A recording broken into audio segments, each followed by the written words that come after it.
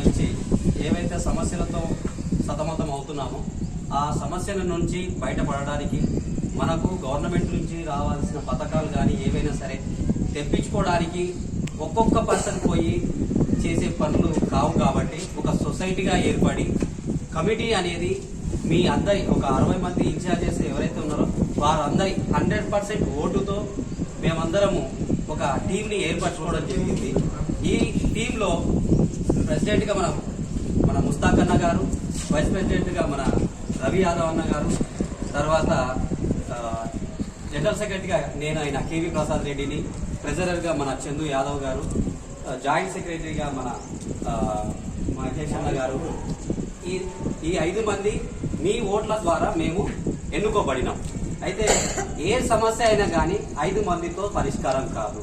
ఏ ఒక్క చోటికైనా సరే పోవాలి అంటే ఒక గ్రూప్ మెంబర్స్, ఒక 10 నుంచి 15 మెంబర్స్ కలిసిపోతేనే ఏ సమస్య అయినా కానీ త్వరితగతిన ఆఫీసర్లు మనకు రెస్పాన్స్ ఇస్తారు. ఒకరిద్దరు పోతే ఏ ఒక్క చోటైనా కానీ మనకు పని కాదు.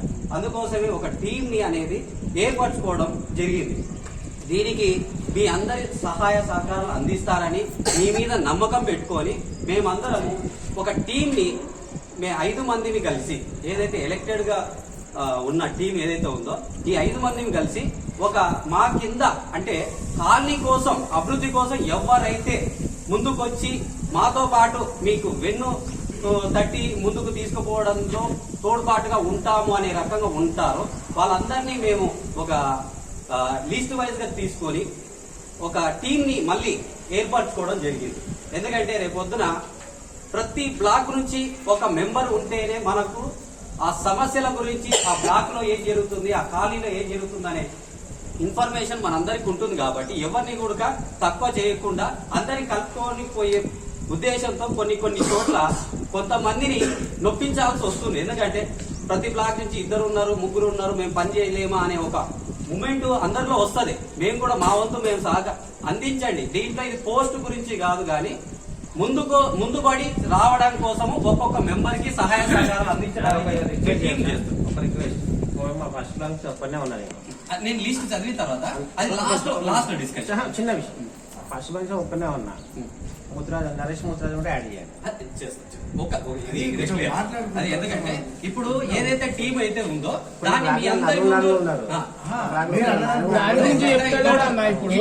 ఇప్పుడు పని చేయాలన్న దాని గురించి చెప్తుండు.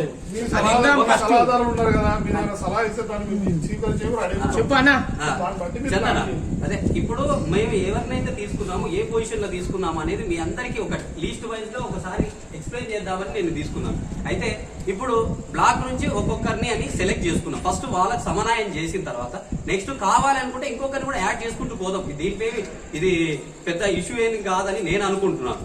అయితే ఇప్పుడు ప్రెసిడెంట్ గా మేము అందరం ఎవరైతే ఎలక్టెడ్ గా ఉన్నామో జనరల్ సెక్రటరీ, ఇప్పుడు వైస్ ప్రెసిడెంట్ కింద మన రవి యాదవ్ అన్న కింద యాకే పూజారి అని అన్నగారు ఎన్నుకోవడం జరిగింది.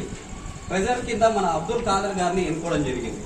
తర్వాత ఆర్గనైజ్ సెక్రటరీ రమేష్ గౌడ్ ని, తర్వాత కదీర్ పాషా, నరేష్ గౌడ్, వీళ్ళు ఆర్గనైజ్ సెక్రటరీలో 3 ఉంటారు. తర్వాత ఎగ్జిక్యూటివ్ మెంబర్స్ లో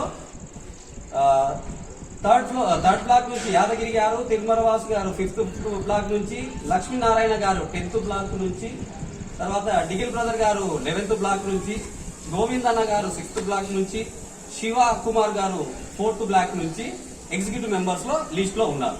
అయితే అందరితో పాటు మనకు ఎవరైతే ఒక సంవత్సరం నుంచి మనకు కనపడకుండా మన పనులకు ముందుండి ఎవరైతే వర్క్ చేశారో ఒక ఫౌండర్ బాడీ అనుకొని ఆ ఫౌండర్ బాడీని కూడా నెగ్లెక్ట్ చేయకుండా అందులో కొంతమందికి న్యాయం చేయాలి అనే ఒకే ఒక ఉద్దేశంతో రేపొద్దున మేము కూడా ముందుకు వెళ్ళేటప్పుడు మాకు ఏదైనా సమస్యలు కానీ పరిష్కార మార్గంగా కొంచెం గైడెన్స్ కావాలి. కాబట్టి వాళ్ళందరినీ కూడా కొంతమందిని దీంట్లో తీసుకోవడం జరిగింది.